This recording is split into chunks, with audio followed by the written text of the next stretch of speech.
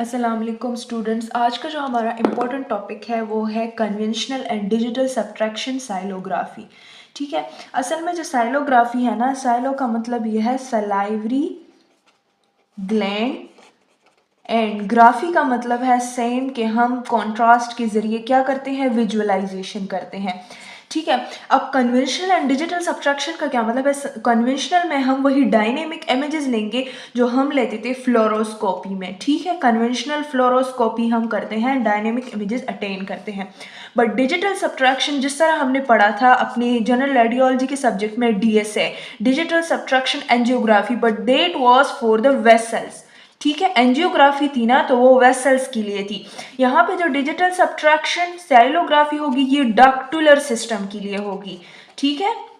तो अगर डक्टुलर सिस्टम में हमें कोई पैथोलॉजी नज़र आ रही है और उनकी इवेल्युएशन अच्छे से करना चाहते हैं तो हम डीएस साइलोग्राफी पे जाएंगे। लेकिन अगर डक्टुलर जो आपका सलाइवरी ग्लैंड है उसमें कोई इशू वगैरह है तो हम जो है सिंपली कन्वेंशनल व्यूज़ भी ले सकते हैं। ठीक है। उसके बाद अगर हम कहें तो हमने कहा था एवरी प्रोसीजर से पहले हम क्या करेंगे, थोड़ा सा हम एनाटॉमी पे जाएंगे। तो अगर हम बोले तो साइलोग्राफी जो है सलाइवरी ग्लैंड की जो है कॉन्ट्रास्ट बेस्ड इमेजिंग है। ठीक है। तो सलाइवरी ग्लैंड जो है ये हमारे पास माउथ के एरिया में प्रेजेंट होती है। ये क्या करती है, सिक्रीट करती है सलाइवा। ठीक है। सिक्रीट करती है सलाइवा। और सलाइवा क्या करता है, सलाइवा हमारे पास जो हम माउथ वगैरह में फ्लूइड जो है वो डालते हैं या कोई बोलस वगैरह डालते हैं उसको क्या करता है, मोइस्ट करता है और इजी टू स्वॉलो बनाता है। ठीक है। दूसरा इसमें एंटीसेप्टिक्स जो है केमिकल्स वगैरह होते हैं तो उनको बैक्टीरिया फ्री भी करता है। इसका ये तो फिजियोलॉजिकल फंक्शन हो गया। अब अगर हम एनाटॉमिकल पॉइंट ऑफ व्यू से देखें तो सलाइवरी ग्लैंड हमारे पास 3 मेजर सलाइवरी ग्लैंड हैं। ठीक है। 3 मेजर सलाइवरी ग्लैंड्स है हमारे पास। फर्स्ट नंबर अगर हम कहें तो सबसे लार्जेस्ट जो है वो हमारे पास है पेरोटिड ग्लैंड है। ठीक है। सेकंड नंबर पे हमारे पास है सब mandibular gland, and the third one is हमारे पास है सबलिंगुअल। ठीक है। तो सबसे पहले आप ये काम करें कि मेरी स्क्रीन पे वो वीडियो देख लें which is about the anatomy of these 3 gland. उनकी एनाटमी नोट करें कि पैरोटिड कहाँ पे प्रेजेंट होती है, सब मैंडिबुलर ग्लैंड कहाँ पे प्रेजेंट होता है, एंड सबलिंगुअल। ओके।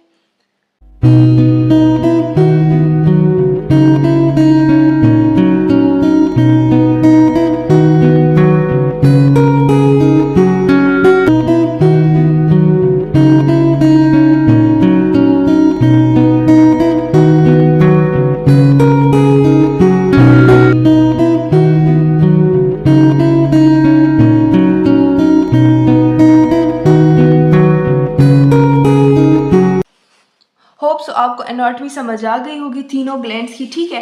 अब आते हैं इंडिकेशन पे। ठीक है। कि ये वाला प्रोसीजर जो है ये हम कौन कौन से कंडीशन में कर सकते हैं। अब इम्पोर्टेंट इंडिकेशन जो है ना, तो सबसे पहले अपने पास नोट करें, इम्पोर्टेंट इंडिकेशन है सयालोलिथियासिस। ठीक है। सयालोलिथियासिस में हम क्या करते हैं, सयालो का मतलब ये है सलाइवरी ग्लैंड। ठीक है। और थियसिस का मतलब यह है स्टोन फॉर्मेशन। जब हमारे पास ग्लैंड में या डक्ट में हमारे पास कोई स्टोन फॉर्मेशन हो जाती है उसी कंडीशन में हम क्या करते हैं, साइलोग्राफी परफॉर्म करते हैं। ठीक है। सेकंड नंबर पे अगर आप आ जाए, अगर आपके पास यहाँ पे ग्लैंड्स में कोई स्वेलिंग हो और पेन हो। ठीक है। लेकिन आपको नहीं पता कि स्वेलिंग और पेन किस वजह से हो रही है। मोस्टली जब हमारे पास ग्लैंड में स्वेलिंग या पेन होती है तो हम अल्ट्रासाउंड पे जाते हैं। लेकिन अगर अल्ट्रासाउंड आपके पास नॉन डायग्नोस्टिक हो जाए, नॉन डायग्नोस्टिक का मतलब ये है कि उस पर कोई डायग्नोसिस ना हो, देन आप क्या करते हो, साइलोग्राफी पे आते हो। ठीक है। थर्ड नंबर इंपॉर्टेंट, अगर आपके पास कोई ऑब्स्ट्रक्शन हो ग्लैंड्स में या डक्ट्स में। ठीक है। साथ में अगर कोई मास हो, लेजन हो, स्ट्रिक्चर्स हो। स्ट्रिक्चर्स का मतलब ये है कि हमारे पास अगर कोई स्टीनोसिस हो डक्ट में, पहले डक्ट इस तरह था, अब डक्ट में फॉर एग्जांपल स्टीनोसिस हो गई है इस तरह। ठीक है। डक्ट जो है वो नैरो हो गया है। ठीक है। तो अगर ये कंडीशंस हो तो हम क्या करते हैं, साइलोग्राफी परफॉर्म करते हैं। The fourth is the important condition जो हमारे पास है सीका सिंड्रोम, ठीक है, सीका सिंड्रोम। अब सीका जो है ना हमारे पास एक प्रॉपर सिंड्रोम नहीं है, बट इट्स अ कंडीशन, ठीक है, एक कंडीशन है जो एक सिंड्रोम में डेवलप होती है, और उस सिंड्रोम को हम बोलते हैं जॉगरेन सिंड्रोम, ठीक है। एक जॉगरेन सिंड्रोम है, ऑटो इम्यून डिजीज है, जिसकी वजह से सिम्टम्स क्रिएट होते हैं। उन सिम्टम्स को हम क्या कहते हैं, सीका सिम्टम्स या सीका सिंड्रोम कहते हैं, ठीक है। अब जो जॉगरेन सिंड्रोम है ना, ये असल में ऑटो इम्यून डिजीज है, ऑटो इम्यून डिजीज है, और ये मोस्टली इफेक्ट करता है किसको, सिक्रीटरी ग्लैंड्स को, ठीक है, सिक्रीटरी ग्लैंड्स को जो है वो इफेक्ट करता है। अब ये सिक्रीटरी ग्लैंड्स में आपके पास क्या आ सकते हैं, सलाइवरी ग्लैंड्स भी आ सकते हैं, सलाइवरी ग्लैंड्स, ठीक है, एंड आपके पास साथ में लैक्रिमल ग्लैंड्स आते हैं, मोस्टली लैक्रिमल ग्लैंड्स आते हैं। तो सलाइवरी ग्लैंड पे इसका इफेक्ट ये होगा ना कि सलाइवा को ये क्या करेगा, रिड्यूस करेगा, और लैक्रिमल ग्लैंड पे इसका इफेक्ट ये होगा कि वहां पे टेयर को रिड्यूस करेगा, ठीक है। अब जब सलाइवा रिड्यूस हो जाता है तो इस कंडीशन को हम कहते हैं जीरोस्टोमिया, ठीक है, जीरोस्टोमिया कंडीशन पैदा हो जाती है, और जब हमारे पास टेयर रिड्यूस हो जाती है तो इसको हम बोलते हैं केराटो कंजंक्टिवाइटिस, ठीक है, केराटो कंजंक्टिवाइटिस कंडीशन जब टेयर रिड्यूस हो जाता है, ठीक है। अब ये दो कंडीशन, ये दो सिम्टम्स जब हमारे पास क्रिएट हो जाते हैं, इनको हम क्या कहते हैं, सीका सिंड्रोम या सीका सिम्टम्स मोस्टली कहते हैं। ये सीका सिम्टम जब हमारे पास सलाइवरी ग्लैंड रिड्यूस हो जाते हैं, या सलाइवरी फ्लूइड रिड्यूस हो जाता है, या टेयर फ्लूइड रिड्यूस हो जाता है, तो हम कौन से इंडिकेशन पे जाते हैं, हम जाते हैं साइलोग्राफी पे, ठीक है। अब ये हमारे पास सारे डायग्नोस्टिक प्रोसीजर्स हो गए कि साइलोलिथियसिस में हम करते हैं स्वेलिंग पेन, ये डायग्नोसिस है, ठीक है, कि इसमें हम डायग्नोसिस इसके साथ लिख ले, ये डायग्नोसिस है, डायग्नोस्टिक इंडिकेशंस है, ठीक है। अब दूसरा हम थेराप्यूटिक पे भी आते हैं, थेराप्यूटिकली भी हम ये वाली प्रोसीजर, ये जो साइलोग्राफी है ना, ये हम थेराप्यूटिकली भी परफॉर्म करते हैं।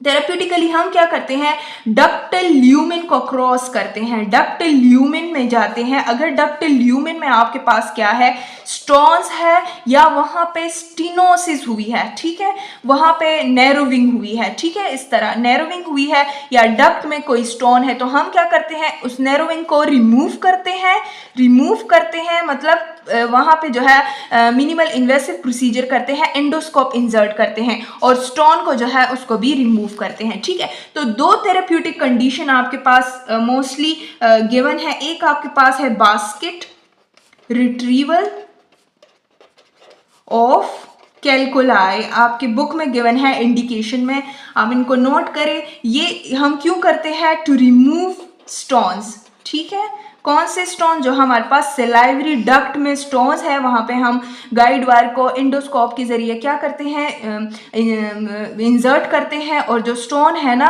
वहां पे कैथेटर होता है, बास्केट शेप कैथेटर होता है, और उस स्टोन को हम इस बास्केट शेप से क्या करते हैं, रिमूव करते हैं, ठीक है। सेकेंडली जो हमारे पास है ना वो है बैलून डायलेशन ऑफ स्ट्रिक्चर्स का मतलब है नैरोविंग या स्टिनोसिस, ठीक है। अब फॉर एग्जांपल स्टिनोसिस हो गई है यहाँ पे, तो हम क्या करते हैं, बैलून कैथेटर को इंसर्ट करते हैं। इस तरह बैलून कैथेटर होता है, इसको क्या करते हैं, उन स्ट्रिक्चर्स वाली जगह पे जो है वो इंसर्ट करते हैं, और वहां पे बैलून को इन्फ्लेट कर लेते हैं, तो ये स्ट्रिक्चर आपके पास क्या हो जाता है, रिमूव हो जाता है, ट्रीट हो जाता है, ठीक है। तो इसको हम क्या करते हैं, टू रिमूव या टू ट्रीट